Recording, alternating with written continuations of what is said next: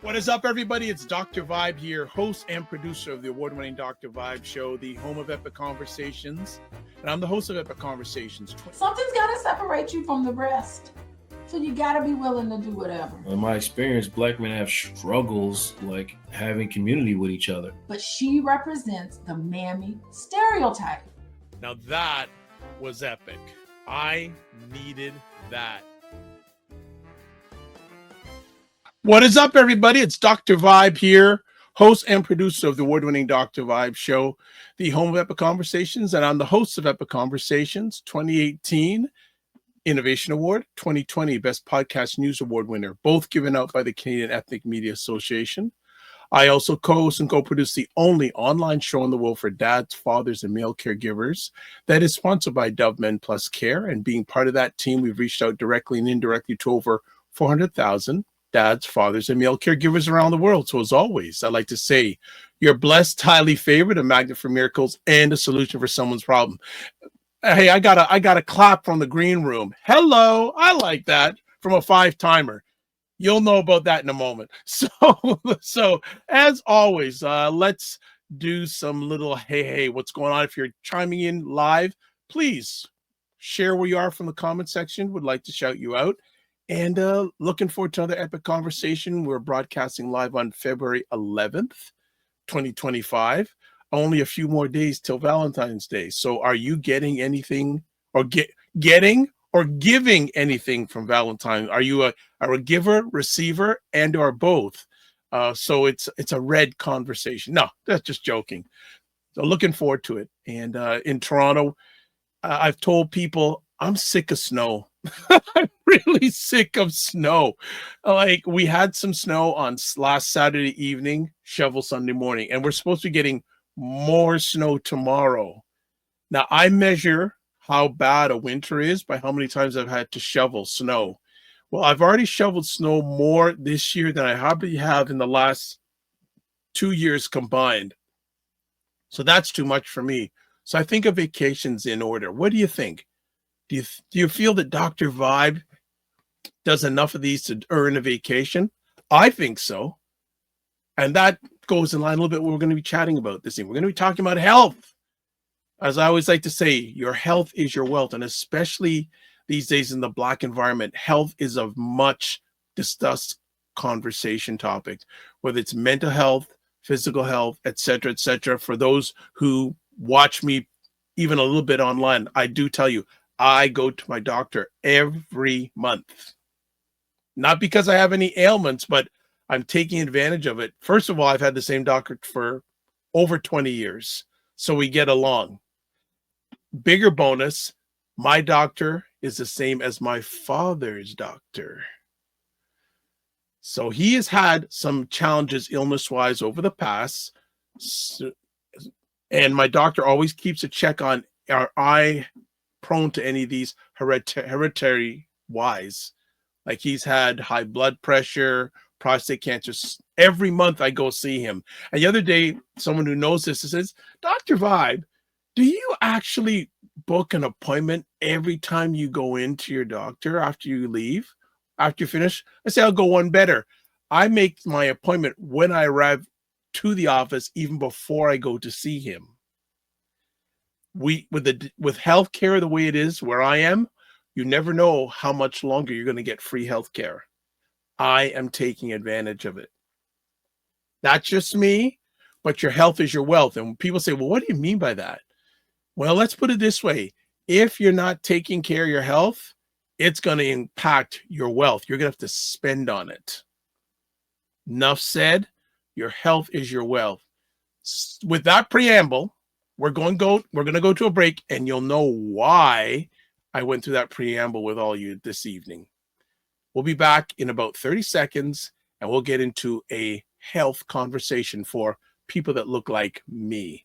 Good morning. It's Dr. Vibe here, host and producer of the award-winning Dr. Vibe show. My name is Ryan Knight, one of the co-founders of the Afro-Caribbean Business Network. So he couldn't call an election now because that would be the most disastrous thing for the Liberal Party. I am predicting it's going to be this year where AI just starts to branch out on its own. They did that on You purpose. think so? Oh, Of course man. they did. That is Of course they did. All right. That is the Morning Vibe with myself and Ryan Knight, who is the co-executive director of the Afro-Caribbean Business Network. And you can catch us Monday and Friday mornings, 9 a.m. Eastern Time, 6 a.m. Pacific, wherever you're watching this now. And we just got good news. We got someone back. We thought she was lost, but now she is found. All right. You'll know all these little things. What is Dr. Vibe talking about? Hang in there. Hang in there. We're getting to it.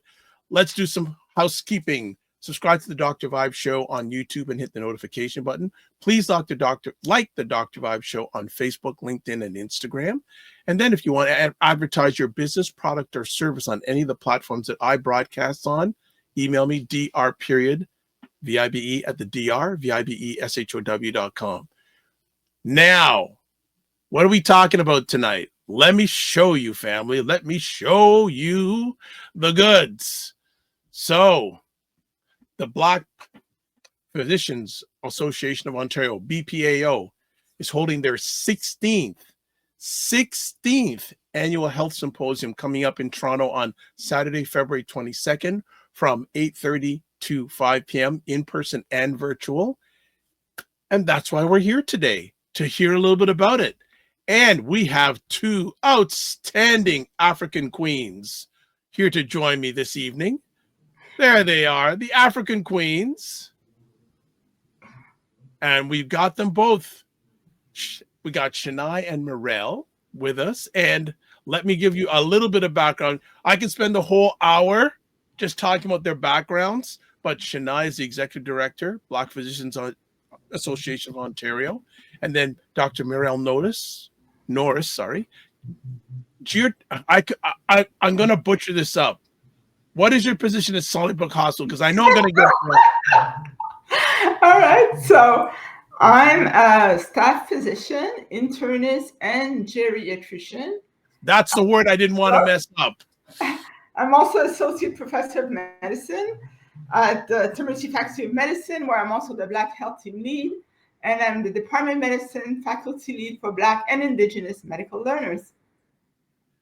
I wouldn't have got all that in one breath. So I'm glad you took care of this. Well, ladies, I want to say thank you so much for coming and sharing with us this evening. I'm looking forward to an epic conversation.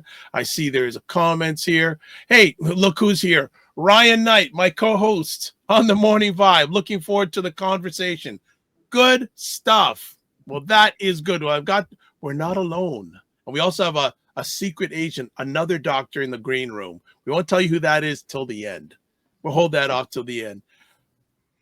I would like to have, hold on. So Chenai is a 5-timer. Now, people, a few moments ago, I said 5-timer. You're going, what are you talking about? Believe it or not, this is the 5th time she's been on one of the platforms that I host in about 2.5 years. How have you done that? I think you'd have to ask Dr. Wong because he did it. But also, we care about similar things. I will say that. We care about similar things. So we've had a lot to talk about, whether it was about refugee health, other symposiums, mental health, CPD. It's alignment. Okay. So since you're the veteran, I'm going to let the rookie share some of her background first. You can't even call her a rookie, by the way. The 3 jobs she said are her official ones. No, but I mean the first time she's been on here. Okay, 5-timer. I know you want to take over the show now because you've been here 5 times. You want me to get up and leave? I can. You can just do it on your own now since you're a pro. Okay. Dr. Norris, share a little bit about yourself with our wonderful audience. Oh, well. I was born in Haiti. So, I like to tell that to people because Haiti has such press in the news. And, as a francophone in Toronto, I want to represent. I do have family in Haiti. So, and as a result, I studied medicine in French after actually working as a physical therapist and studying physical therapy in English McGill. So having that background, I came to Toronto to complete a subspecialty in geriatric medicine, which I topped up with a master's degree in health administration. So I'm one of those jack of all trades. You know, as an internist geriatrician, I focus a lot on dementia care, falls, but I'm also been involved with a hospital training program where I brought a lot of racialized, minoritized physicians who had trained outside of the country into the healthcare system by offering them a training position at Sunnybrook. And that kind of made my reputation as a go-to person if you're trying to re-enter the system in Canada. And with that reputation of, you know, building a program called the Hospitalist Training Program, I was called into this position of faculty lead for Black and Indigenous learner in the Department of Medicine. It got me really involved here in advocating to make the rules for admission into residency more inclusive, and also act as a mentor for a Black medical student and Indigenous medical student who wanted to go into specialty medicine, and core internal medicine is particularly competitive. It is the trunk that leads to specialties like cardiology and nephrology and oncology and critical care and geriatrics and rheumatology and all of those kind of elitist specialty, subspecialty. And when I started, there were 0 applicants from University of Toronto. And last year we had 5 applicants from University of Toronto. And, you know, if you think that each year there's about 20 Black medical students who compete for residency, and only 1 in 3 will stay at U of T. And out of those 20, they can apply in all specialties, subspecialty family medicine, and that we got 5. I think that that's real success. I'm really proud of that success, and to have been trusted to advocate for Indigenous learners is a big thing. You know, as a geriatrician, I'm really passionate about advocating for frail seniors, and I was a physiotherapist, so fall prevention is something that I was very active in. But I found recently that dementia is such a big topic, and dementia in the Black community has a need for an approach that's more holistic, because a lot of the care in dementia is focused on drugs. And, you know, the history of Black people and medical experimentation is not a nice story. And also the labeling of dementia, which means out of mind, that labeling has been changed for a neurodegenerative disorder. But for many older folks who come from the Caribbean or Africa, it's like your family takes care of you. And of course you're gonna slow down when you get old. What you mean you got dementia? It's like, I'm just getting old. And what you mean? Mom can't do things for herself. Of course I'm going to do things for her. That's what we do. You know, why do you need a drug? So I have found that focusing my effort on informing about other approach to dementia care besides drugs is really valuable. And, you know, I like to tell people that the brain is not just for thinking, the brain is for moving.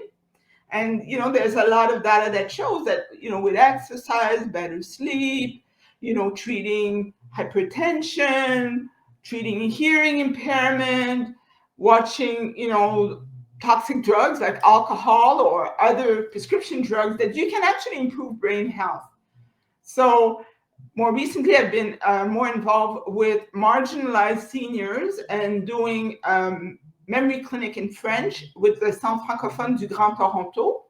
And half of that population is Black Afro-Caribbean. And also doing visits in socialized housing at the Centre d'accueil Héritage. And also being a geriatrician at Bendel Acres in Scarborough, where there are many institutionalized frail seniors. And it's an opportunity to serve the community. And I had discovered that there are Haitian-speaking Creole seniors. So now they have dementia, and the only language they can access is Creole. So I had to pull that out of my tricks, and to see their face lighten up. People who were basically left for not being there just because they couldn't communicate, in English. So it's been quite a journey, and I'm very passionate about what I do. I can honestly tell, and thank you for sharing some of your journey. And Bendale Acres is not far from where I live, so I may want to. Let's get over to Chenai. Okay. No one has ever in my over 5,000 epic conversations said, I'd like to offer you a bed. Okay.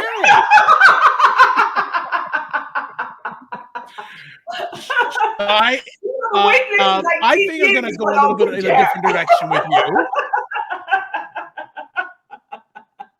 I will. So, Chenai.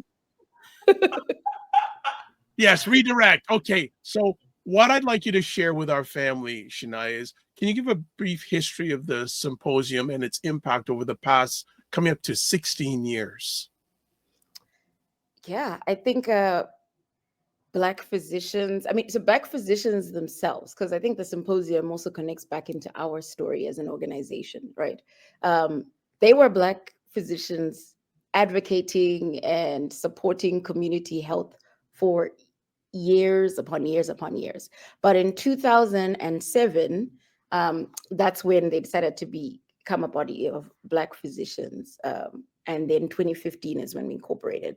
But over those 16 years, the flagship event we had is this annual health symposium. Now we do so many more things, but the symposium was everyone who is a physician and is Black had to be there because it was opportunity to meet potential mentors, to be able to actually have a bit of social with the rest of your counterparts, right?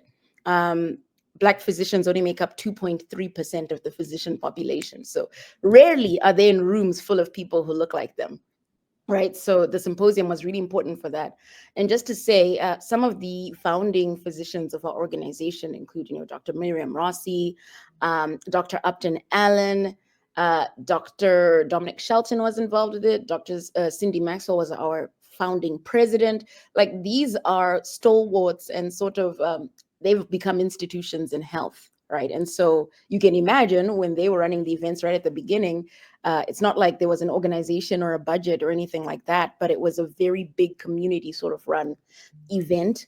But the level of excellence at which they were working on these over the years, I think has just made it really blow up. And so now we get about 150 odd attendees total when you combine the virtual and the in-person folk. And it is an accredited event, right? So when you are a physician, part of why this came out is most of the accredited events they were attending were not looking at chronic conditions impacting Black communities. And so they figure, let's have something for us, by us, looking at the conditions that are impacting communities. So, looking at this year, that's how we're getting into, whether we're talking about geriatrics, we're talking about prostate cancer, we're talking about chronic kidney disease, we're talking about cardiovascular disease, the same big sort of repeated chronic conditions that I still maintain are also related to social determinants of health. So that's one of the elements we also put into our symposiums. I don't think a lot of health symposiums focus on that, but we make sure it's kind of woven in because, you can't get away from social determinants of health as a Black patient or clinician.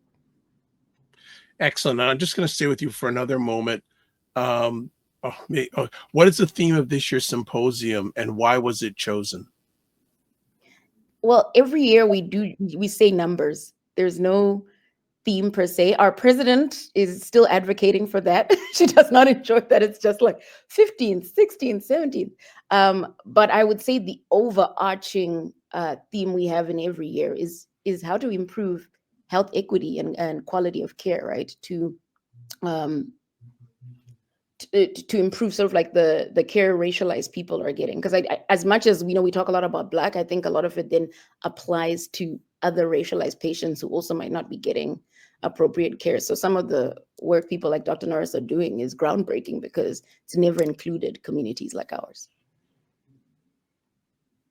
And then my next conversation piece, and I'll come back to Dr. Norris because I know she's still on fire.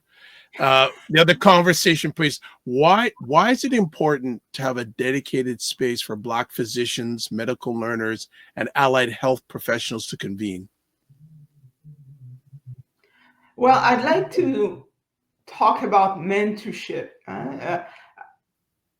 When you are surrounded with people who look like you, there's an element of trust. And that trust is not only important for well-being, that trust is important for mentorship. And so, I come from a family where there are a few doctors, cousins, aunts, and therefore I had that model that came from my family, even if around me I didn't see Black doctors. The Black doctors that I saw in my family are in the United States. So when we gather and see other people who look like us, who are doing great things, it brings an element of trust in terms of taking that advice towards how do I make myself better? How do I make myself thrive in an environment that is otherwise cutthroat? And the institution in which we learn medicine, our colonial institution, our universities, our hospital, are modeled after, the colonial powers that have served to oppress Black people. So as we are going through the training, we experience a certain amount of feeling othered, feeling that we don't fit, feeling that we're not good enough, experiencing aggression, racism, and that wounds us. So when we are surrounded with peers who get us, we can be real, authentic, and receive the feedback that we can trust towards being better version of ourselves as physician, to be guided towards treating the community. So until the pandemic, I had never really been in Scarborough, right? I'm Francophone. I arrived in Ontario. I was 36 years old. I focus on geriatrics in Leaside. And if it had not been for the pandemic and the Black Vaccinator Initiative, I wouldn't have been in Scarborough providing vaccination. And then the experience of being surrounded with other healthcare workers who look like me, to treat people who were like me, was very empowering. And it really set me in the direction of wanting to do more for the community. So to answer your question, working with other people who are in healthcare who look like us is healing, helps with mentorship, is empowering, is validating.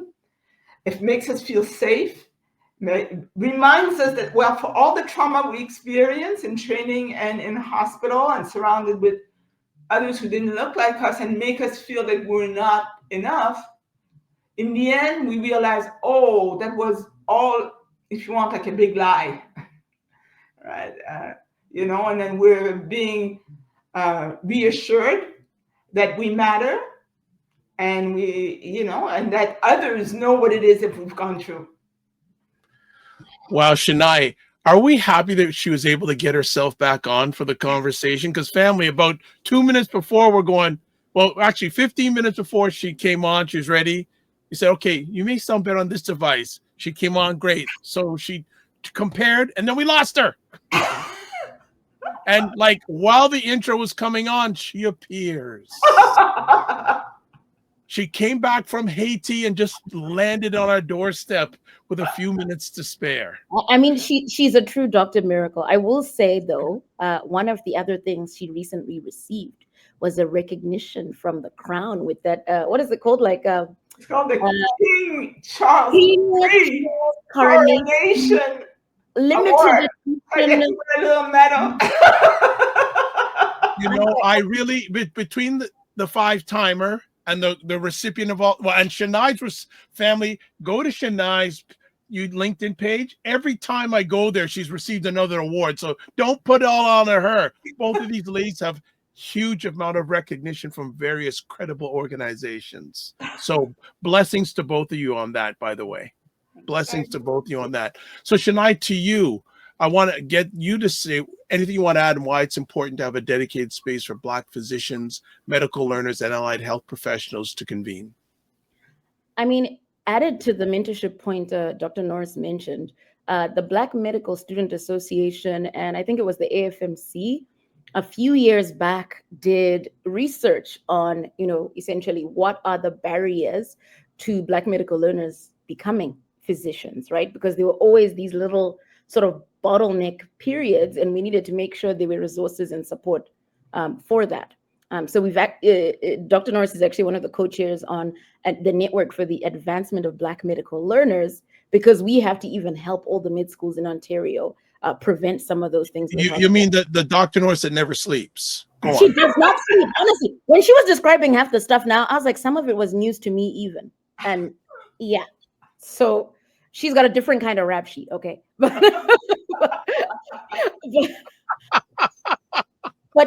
she. Well, at least we've got from me being offered beds to rap sheet. What? Listen. Okay. To me, it's now an accusation, because it's one thing to give 8 hours of your day to care. This woman gives 24 hours of her day to care. So any recognition she gets is still not even touching the iceberg of how much work she's doing across community, and how much time she gives even to the learners, right? So what I was saying is, a lot of medical learners don't get mentorship because people are more inclined to want to mentor people who are culturally, linguistically similar to them. So some of our learners are being sort of, sidelined because, oh, you have an accent, oh, you're internationally trained, oh, you're, things that are not in their control. And these people are beyond competent, but the way they're treated, they need a soft place to land. So I know some of the amazing physicians we have in our midst all have a story of someone who basically stepped in for them.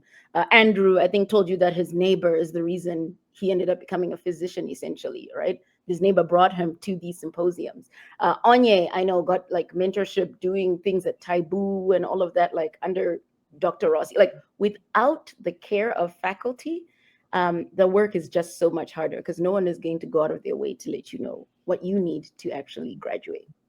Wow, that's fantastic.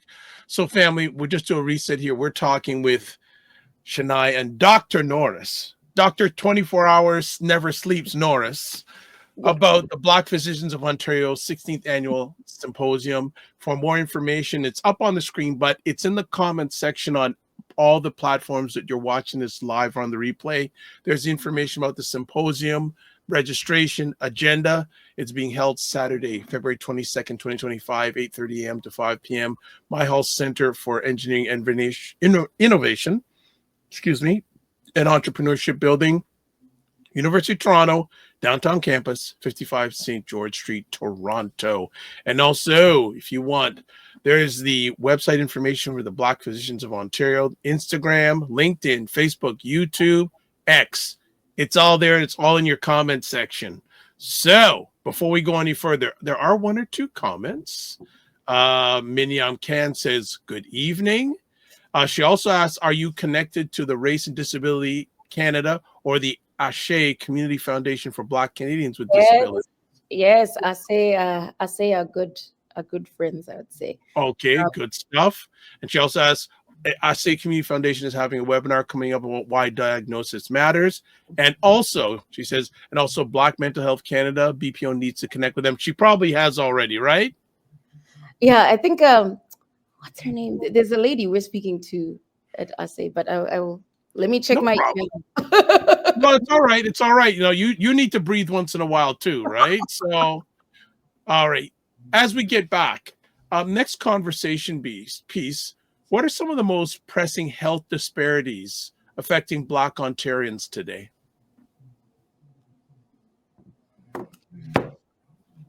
I think Dr. Norris can start. Well, I'm going to speak from, my landscape, if you want, as someone who trained in medicine, I certainly have witnessed the tremendous morbidity and mortality of high blood pressure, right? Like, I have witnessed gruesome death associated with high blood pressure that led to intracerebral bleeding. And think of the brain as a cucumber inside a glass jar. If there is bleeding of the brain, there is no room for that brain to expand when it's bleeding. So what happens if blood pressure is so high as to cause the brain to bleed? The brain squeezes out of the skull like toothpaste, and therefore it's a gruesome dying. And I have seen that happen. So the challenge is that blood pressure is often not felt. People may feel tired, feel a headache, feel short of breath. They're overweight. They think it's because they're overweight. They don't sleep well, and they don't go and measure their blood pressure. So it's a deadly killer, particularly in the Black community. And while I am a geriatrician, I train in internal medicine, and therefore I have witnessed the morbidity of high blood pressure in the Black community. In the same vicinity associated with that is the disproportionate prevalence of diabetes. And diabetes, it's not just a sugar issue, it's a metabolic issue. Meaning the way sugar fat is processed is affected by how insulin is processed in the body. And when a person is under a lot of stress, and we've seen that racism is associated with what we call weathering, and this constant stress has an impact on our stress hormone. Those stress hormones include cortisol, adrenaline. It puts the body of Black people at higher risk of diabetes. We see diabetes type 2 associated with obesity. And, obesity is not just because a person may eat more, it's also how a person metabolizes carbohydrate and fat. And, the body is 60% water. So that excess weight is not just fat, it's also, how water is absorbed in the body. So I would say really, from my vantage point, that high blood pressure and diabetes are huge. In America, gun and death by gun is a big issue, and there is more of that happening in our community, if I speak of Toronto. But as an internist and someone who's involved with aging, high blood pressure and diabetes are not only more prevalent, but they accelerate aging. So that our older people who are Black may be aging prematurely because of the compounding effect of those cardiovascular risks. And I'm not even expanding on all the other cardiovascular risks that trickle and are byproduct of those first two big ones. Chenai, anything you want to add? You're on mute. You're on mute. Sorry. One of the other speakers at the symposium is our former board member, Dr. Hussam Abdelkadir, who's a cardiologist. He's going to be talking about some of that because he did interesting research on lipoprotein A that is very prevalent in sort of like Black people, but you can test for it, and people don't even know that you are covered by OAP to be able to test for this. So he worked with some community health centers on helping people be more proactive about some of those risks as well. So there's a lot going on. I can imagine. Let me move on to another conversation topic. How do systemic barriers continue to impact Black patients and healthcare professionals? I would say that the advocacy bit first, right? My instant response is just the advocacy side of it. If you are in the hospital room and the doctor does not believe what you are saying, those are going to give you significant challenges for appropriate diagnosis and also appropriate treatment as a result.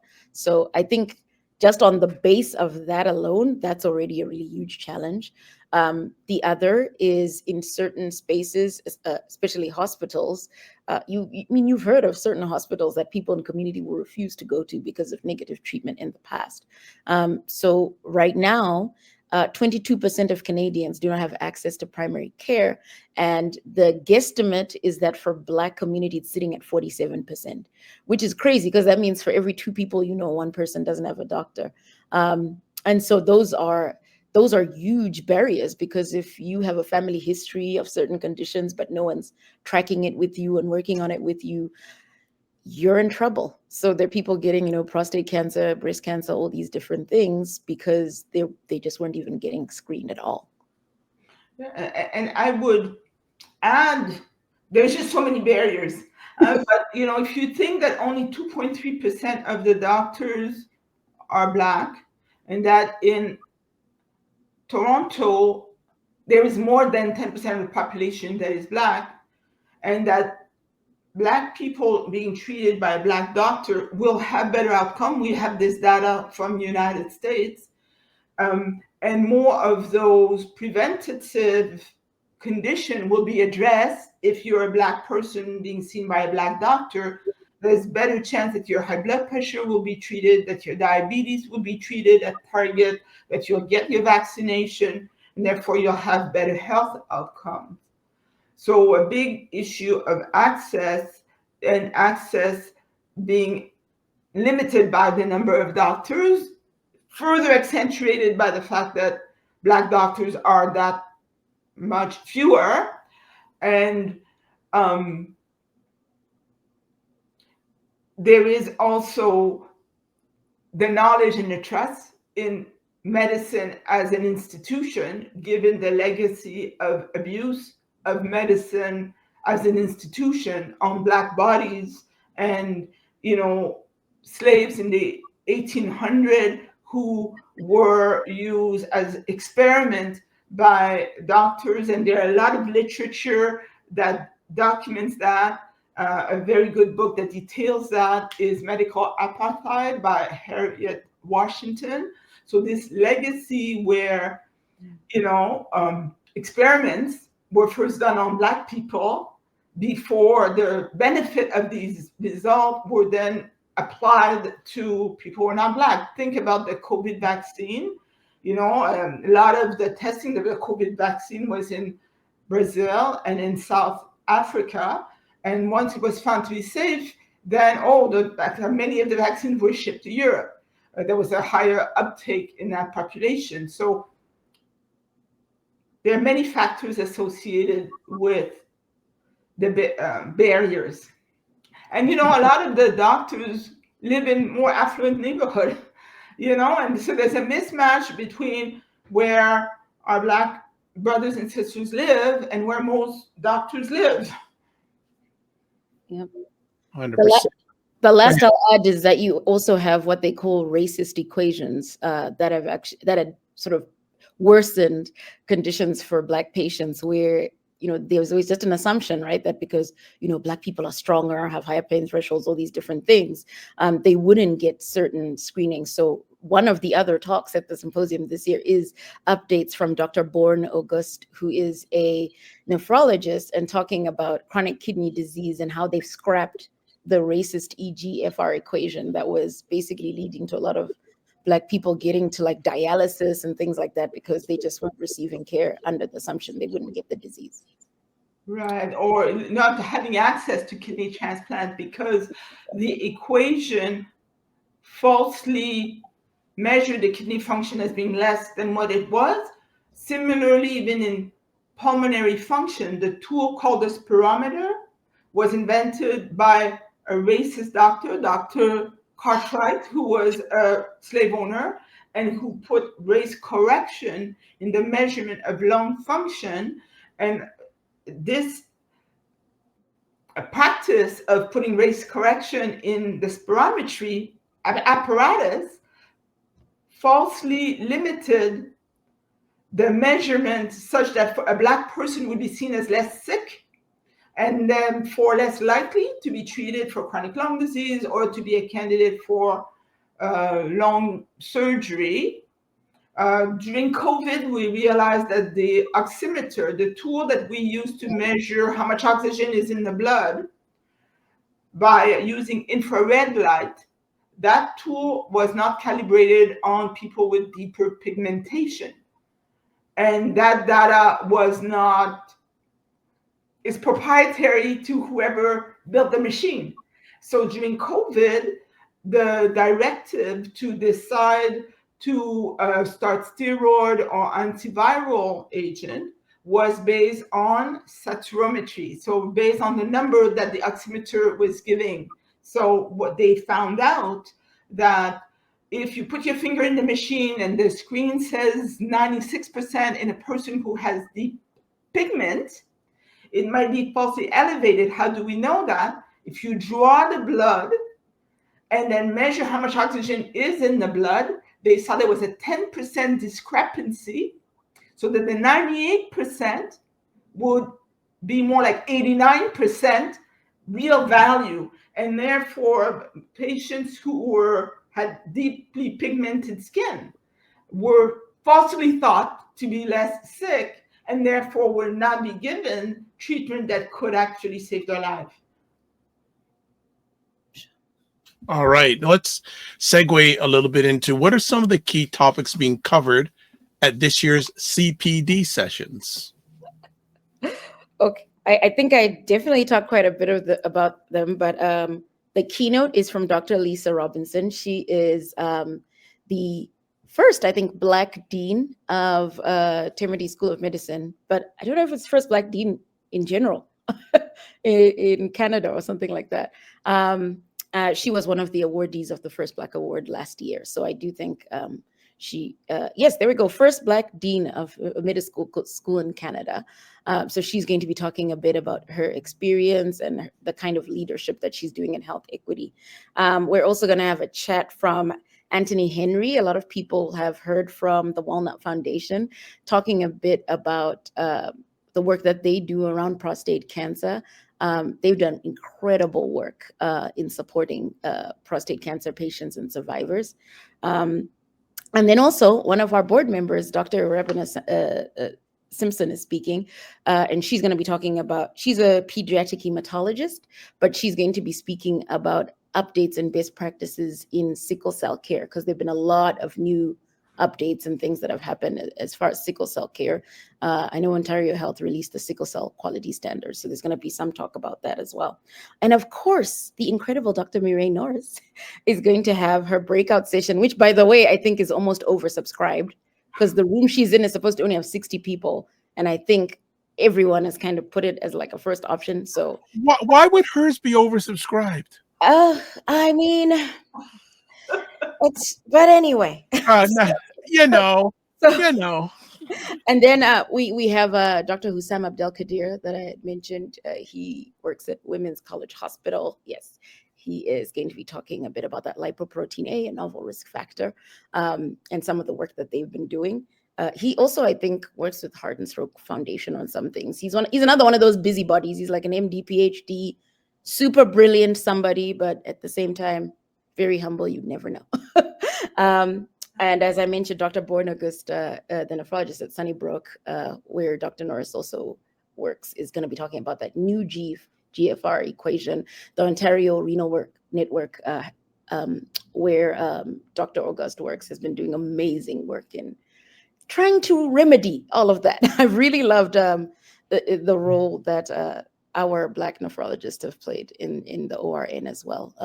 Dr. Ayo Adotayo is actually our new Director of Continuing Professional Development. He was mentored by Dr. Abdelkadir, and he's also a nephrologist, and you'll get to meet him as well, because that's his day. The symposium is the CPD director's grand day.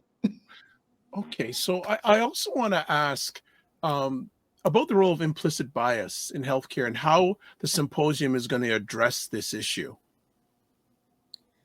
I would say all our symposiums, when they're giving presentations, they will, like the speakers tend to talk about the places where sort of like there is common practice that's not correct, if that makes sense. So a lot of the talks always have this element of, this is what you're told to do, but you need to also know about 1, 2, 3, 4. So some of those things are looking at the implicit bias side of it. But I would say related to that, we are still struggling to get a lot of non-Black physicians to attend the events. I think they assume because of our name, the events are only for us. But yeah, we actually, we exist also for better quality care to Black community. So we understand it's not only, Black doctors who need to improve on that. So I think that's one of the push things that we'd always want. If there's anyone listening who knows good allies, share with them. We need white clinicians attending these events, Indian, Chinese. If you are not Black, you need to attend these events and learn it, because I think that the usual guides they receive aren't going to cover half of this stuff. That's true. Dr. Norris, anything you want to add? You've been quiet for a few months. I wanted to give you a rest. Anything else? Like, because I have a number of conversation pieces. So if you want to jump in, or I can continue on. I think that, when you think of implicit bias, as a Black person, I have been educated and formed in a white institution.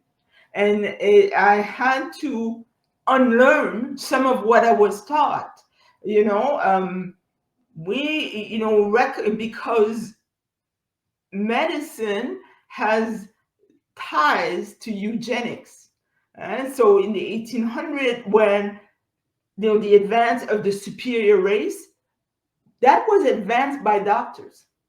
So here it is, I'm a Black person, but I'm being taught by white doctors in white hospital, in white university, books that are written by white men.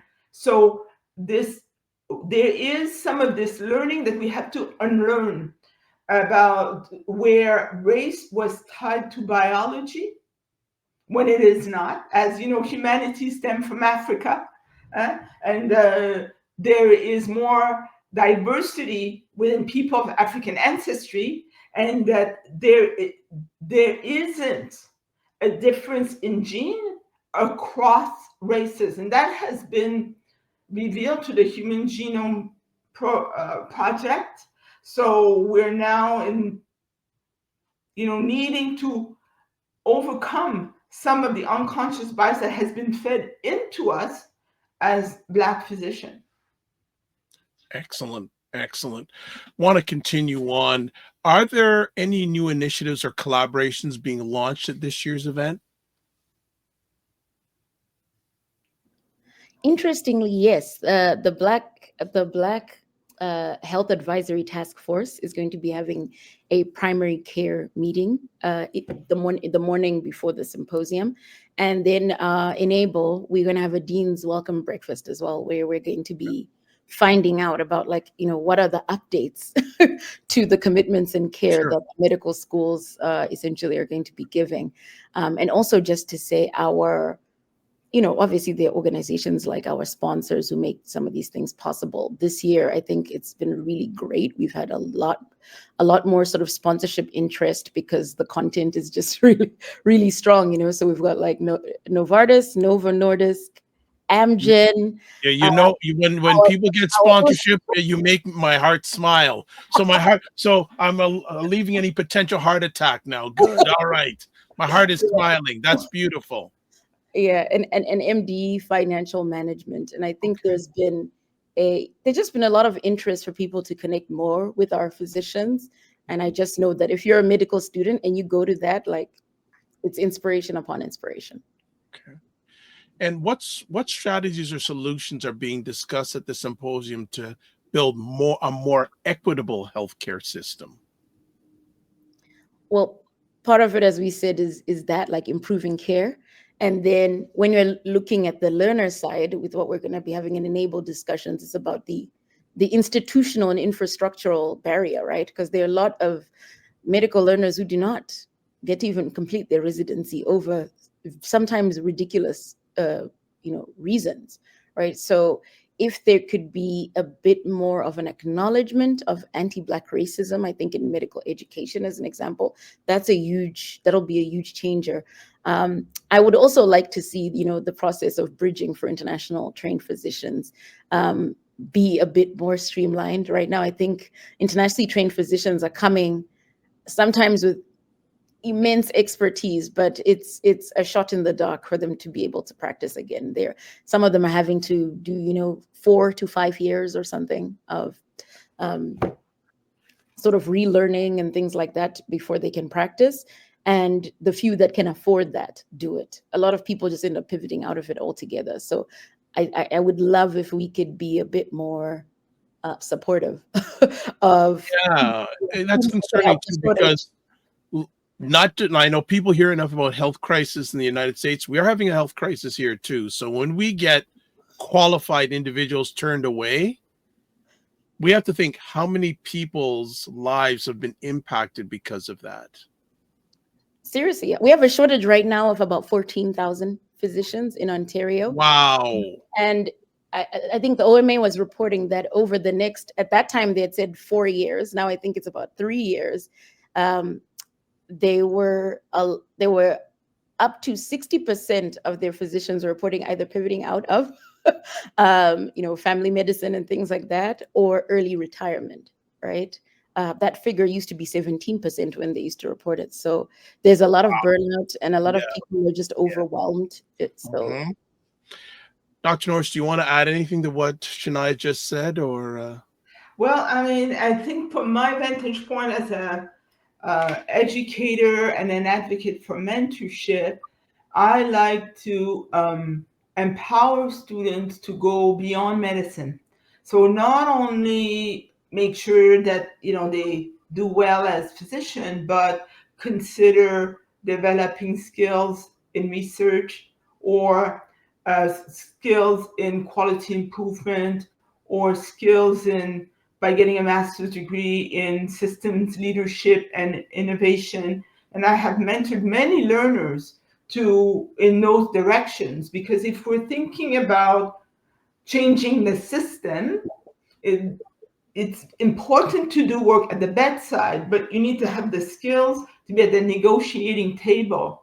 You need to be in position where you speak directly to the chair of medicine or to the dean of the faculty of medicine, or so that the Ministry of Health wants to hear from you. And you will have the skill set to be in those tables, to influence healthcare by going after those extra skills. So Chenai had mentioned Choices, the research project that we did called Community Hypertension Outcome Improvement through Computerized Education Seminar. So it's choices for using Zoom to teach how to improving nutrition literacy applied to the Afro-Caribbean diet. You can actually improve your high blood pressure and get better numbers and use less drugs. We've been able to get funding for this, thanks to BPAO, also Black Research Network, and other grants such as what I've received as support from Sunnybrook. And data from this kind of community-based resource has been shared with the Ministry of Health, who is interested in approach to improving high blood pressure in Black people, but also using virtual tools that are low cost, high yield to help bridge the gaps in healthcare. And so this is a way where we can impact the healthcare system beyond the one-on-one at the bedside. Nice. I know over the last few moments, you've talked about some of the challenges for internationals coming here, and like to say now, new Canadians who have a lot of health experience. Are there any big challenges being faced by Black medical students and residents in Ontario right now? Oh yes, yeah, definitely. And I think for a lot of, we sometimes support residents who've been either booted off their program or are at risk of being booted off their residency programs, and a lot of times they are actually internationally trained physicians. I think that mistrust is even higher because they're not just dealing with anti-Black racism; they're dealing with the xeno kind of racism linked with it as well. And so we've had to tackle some of those really difficult conversations with some of the either the residencies or the medical schools that those learners would be attached to. Um, yeah, I would definitely say there's a challenge with that. But the irony, I will say, is we found that in rural Canada, where internationally trained physicians have gone, some of them have managed to accelerate their bridging faster because I think of the level of need. And even when they've encountered anti-Black racism, I think they end up becoming sort of critical to the community, because when a physician retires out there, you might be getting an additional 1,000 patients overnight, right? Or more, actually. I think some of them have reported even having more. Can you say that again? When a physician retires, that's easily an additional 1,000 patients to someone's caseload. So the waiting lists are insane. So I think people get to a point where they might start up saying, I don't want a Black doctor and all these different things, but it can only last so long before you need care. So you see why I go to my doctor every month? I mean, other barriers, right? Medical school is very expensive. Yeah. So just to get, before you even start medical school, you might have had a bachelor, a master's degree, a PhD. You've been in university now for 6 years, if not more. And then you embark on medical school, which is very costly in terms of studies, tuition, the cost of living in the city. And then these are studies that are so demanding that they really prevent working on the side.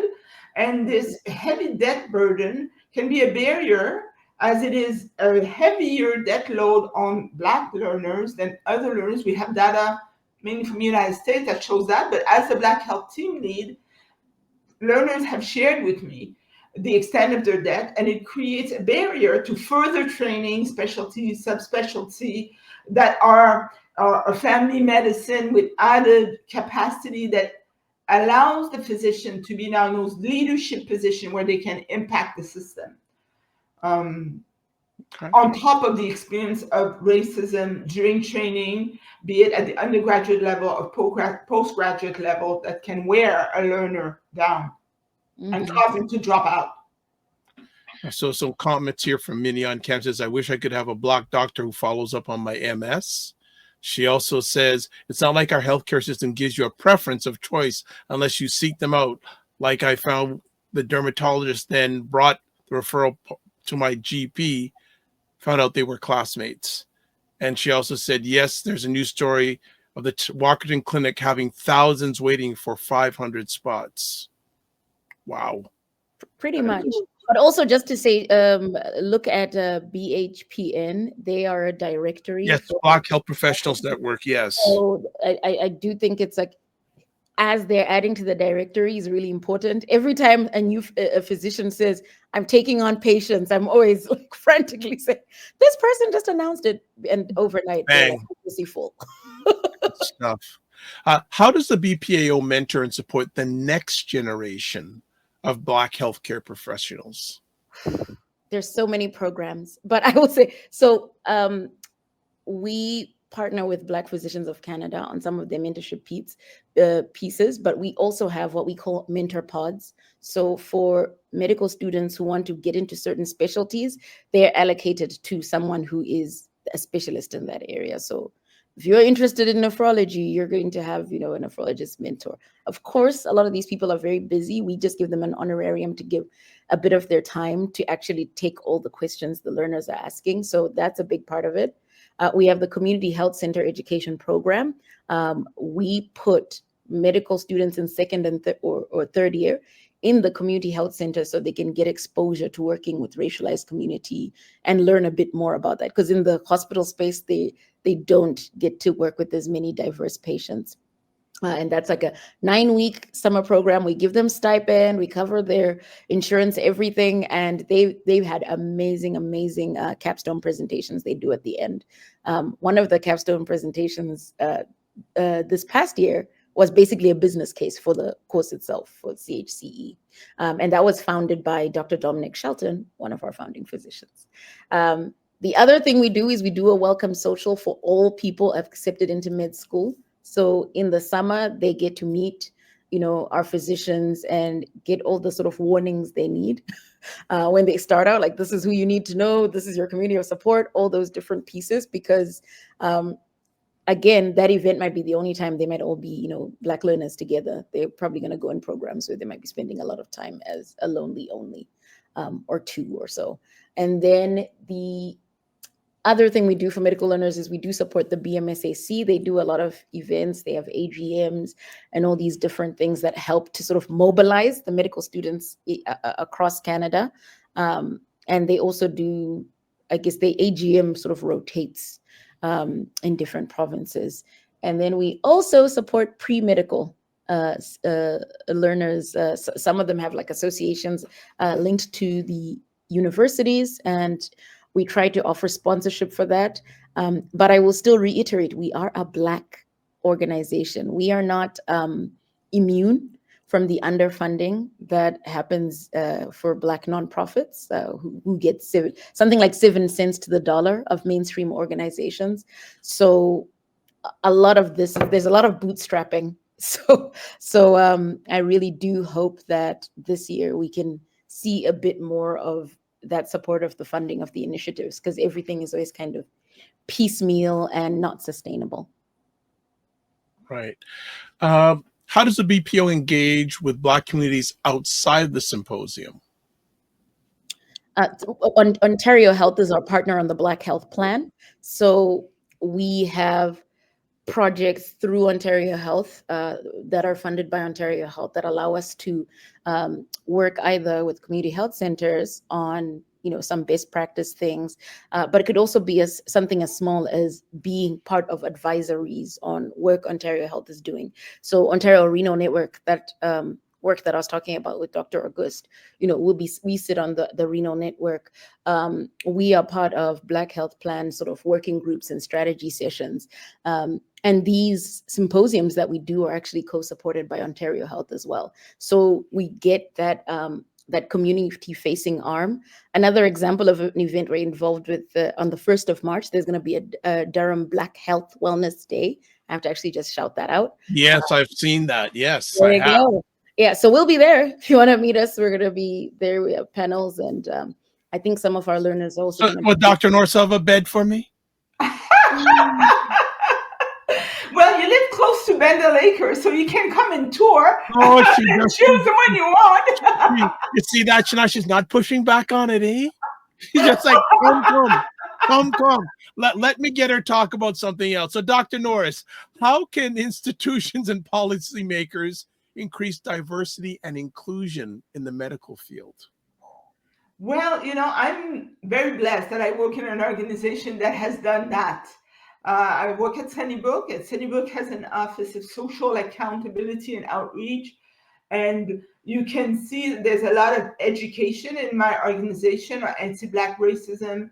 We celebrate Black History Month in a very active way, through the Office of Accountability and Outreach and Social Justice. There's also the President Anti-Racist Task Force led by our CEO. I was part of that task force, and that task force has a reach of education. We have teaching on anti-Black racism for staff at Sunnybrook.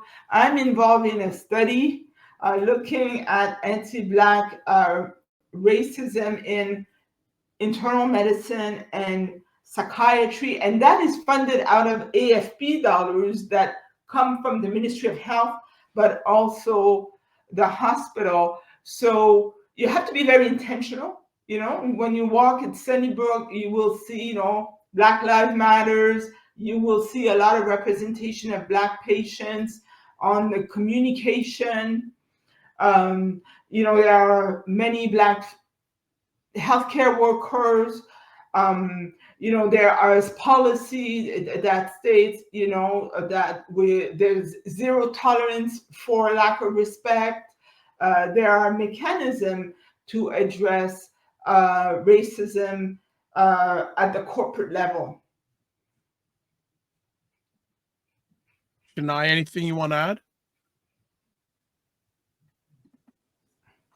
In terms of Sunnybrook or where? No. Just any. How can institutions and policymakers increase diversity and inclusion in the medical field? Because I saw your facial expression when I gave that question. I said, "You're not getting out of this one. Dr. Norris ain't going in by herself."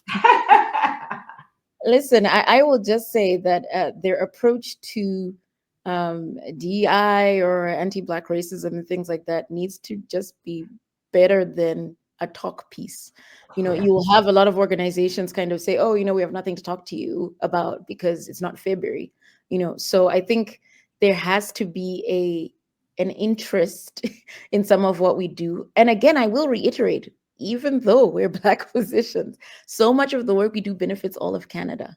When we were advocating for that breast cancer screening age to be decreased, it wasn't just for Black women, it was for all women. So I think there isn't enough interest into sort of like harmonizing the work. And again, I tell you, things like the funding side of it show it. There are very few organizations that are interested in working with us in some of the things we're doing. And yet, to Dr. Norris's point, they're very simple interventions that don't cost that much, that will make huge differences on the health outcomes of racialized community. You just need someone willing to kind of say, hey, I'm looking for people doing this and supporting that work. Because unfortunately, the hospitals, I don't think, have the capacity to do it instantly. Right. The political will, but also just the level of burnout in some of those spaces. If you're drinking from a hydrant, you don't really care about the preventative side of things because you're used to reacting. We do the kind of work where we're saying, hey, prevention is better than cure, and we objectively agree on this. So let's work together. And I do think it can save a lot of places money, especially if we're looking at our health funding, if we have that approach. Because to your earlier point, if you do not make time for your wellness, you'll be forced to make time for your illness. Right. What are some of the organization's ongoing initiatives to improve health literacy in Black communities? So other than those sort of health fair events that we're doing and resources that we push out electronically, we are working on a patient self-advocacy manual because we had so many repeated cases of people saying, I don't know what my rights are when I'm in the hospital room. And if I have a family history of X, what can I ask my doctor for? What should my doctor be doing? A, B, C, D. It just became a really repetitive conversation. And I said, we need to create a resource people can use in the absence of a patient navigator, because patient navigators and community ambassadors for health make a huge difference on that health literacy side. So if you don't have that, a person should be able to then use this manual. So we have a scientific advisory committee made up of some of our residents, physicians. Juliana's part of it, Dr. Norris. So we have quite a few of our learners being involved in it as well, so that they can be ready to publish around some of these things as well. So it's a project that has started. They've already started some first drafts. So I'm excited for when we finally launch that and can make it available to everyone. Okay. Anything you're wanting to add, Dr. Norris? No, right now. Okay. Yeah. Just checking in. So then let me ask then, how can individuals and organizations support BPAO's mission beyond attending the symposium? Well, they should attend all the other events. We are more than happy to add you to our newsletter and share all our events. We have our second annual gala, 7th of June, at Liberty Grand. I think the tickets will be going on sale very soon.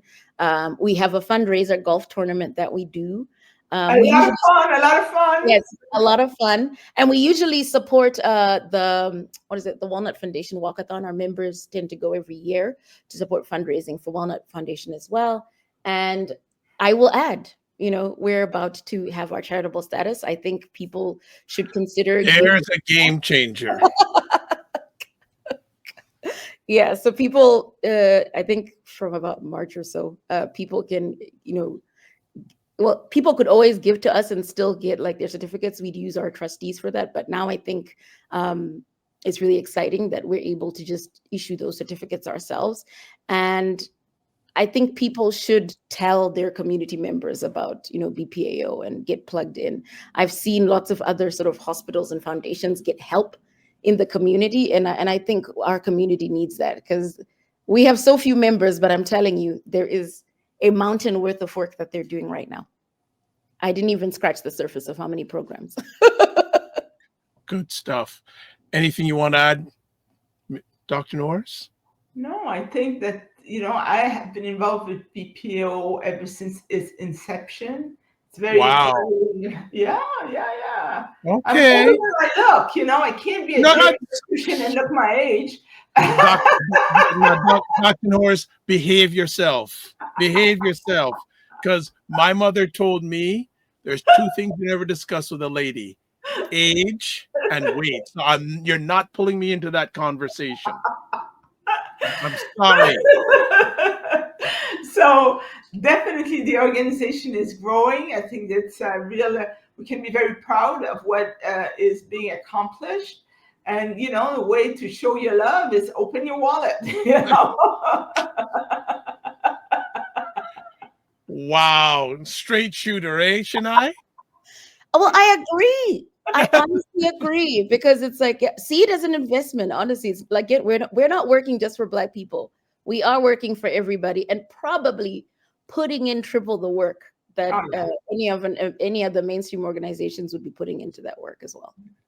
And I like the fact that you've said that the work you do doesn't just help Black people. Well, just think about the pandemic. Think about how, COVID affected Black people, racialized people disproportionately, more morbidity, more mortality. More of the Black people were living in crowded space, could not social distance, were on the first row. And meanwhile, pharmacies that were delivering the vaccine were more prevalent in non-Black neighborhood. And, if you have Black people who are sick in a communicable disease like COVID, well, everyone is affected by that. Right? Got it. I'm going to have two more conversation pieces because I know Dr. Norris has to get to bed one day. All right. First of all, what message do you have for healthcare professionals who may be hesitant to engage in conversations about race and health equity? I would say, I don't know if Dr. Norris, are you already started? No, go ahead. I would just say, like, the oath that you take, the Hippocratic oath, I think forces you to commit to giving good care.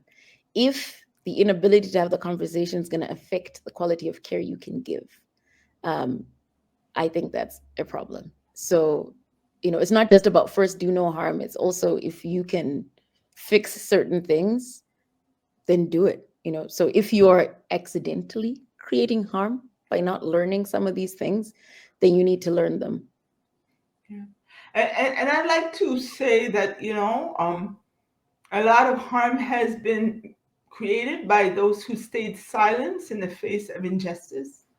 I'd like to believe that when we recruit people in healthcare, we're seeking not just for bright people who are book smart, but people who have fire in the belly to advocate for those who are vulnerable.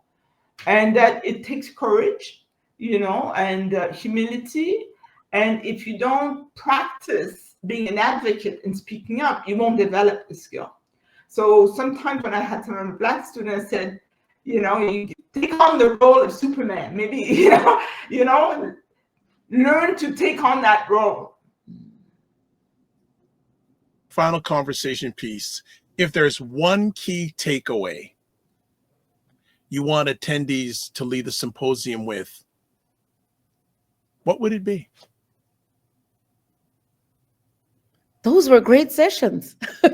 I think Like, we are used to getting that feedback, so I'm not even concerned. That is always the feedback. So I want that to stay the talking point, that they say, these were great sessions. I learned so much. And if they're younger, they're inspired to, still work in this very difficult sector.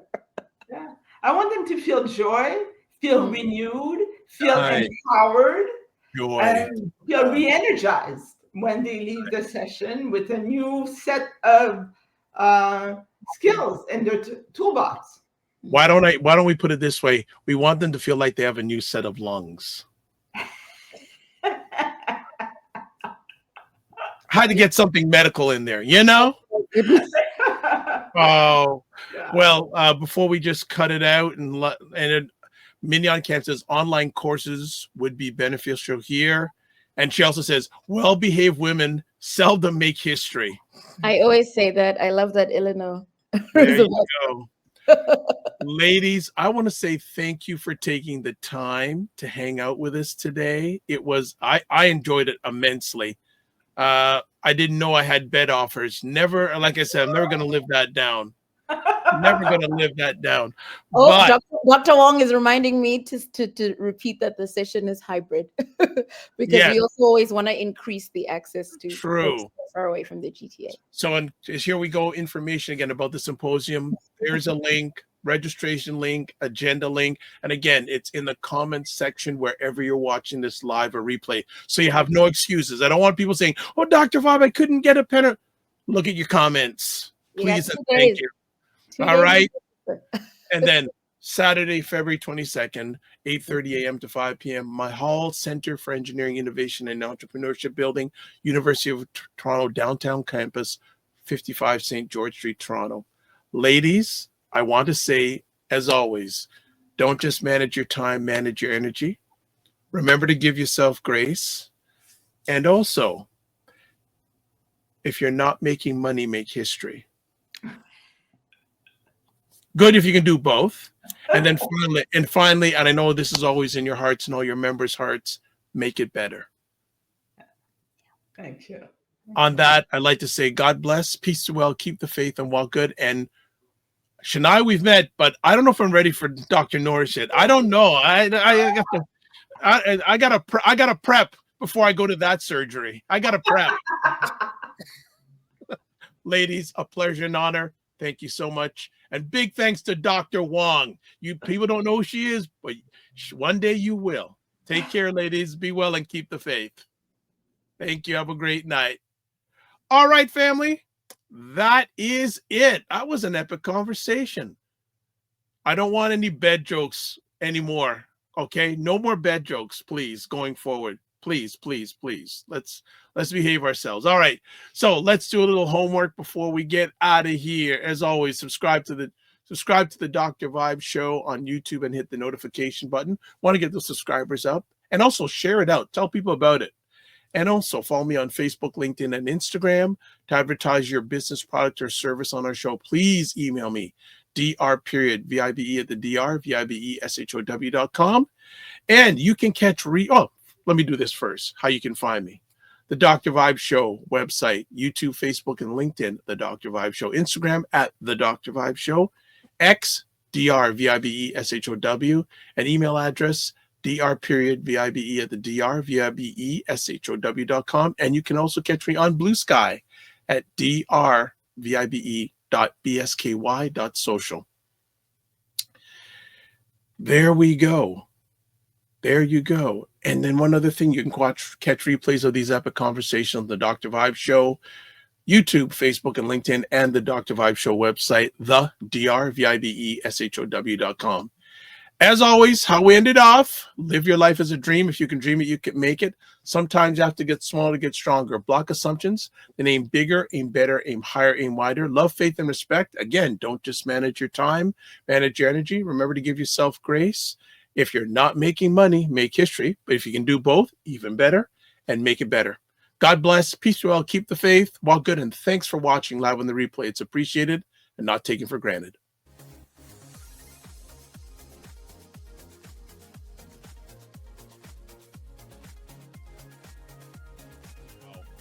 Wow. Yep. I feel like I'm in class with Dr. Alicia. That's a class I wouldn't skip. There's some other ones I'd like to skip, but I'm glad I'm not skipping this class tonight. So I am hoping you're catching this live, but if not, certainly catch it on the replay because this is good stuff that Joe is laying down here. I want to get ready. When I saw this today, I said one word. Hiya! Did you really? No, I felt like it's an incredible document that I'm going to suggest that you take and use as a lecture piece wherever you want to go.